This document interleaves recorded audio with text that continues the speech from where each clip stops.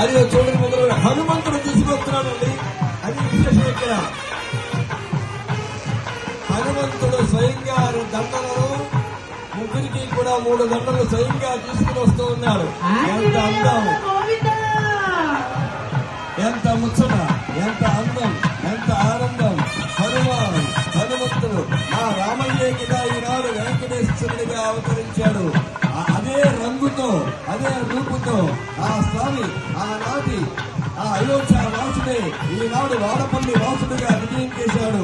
వారికి నేను స్వయంగా దండలు పట్టుకొచ్చిద్దామని ఇదిగో ముగ్గురికి 3 దండలు సమర్పించాడు స్వామి. అందరూ కూడా గట్టిగా చెప్పండి, ఆంజనేయ వరద గోవిందా. ఎంత ముచ్చటగా ఉందండి, చాలా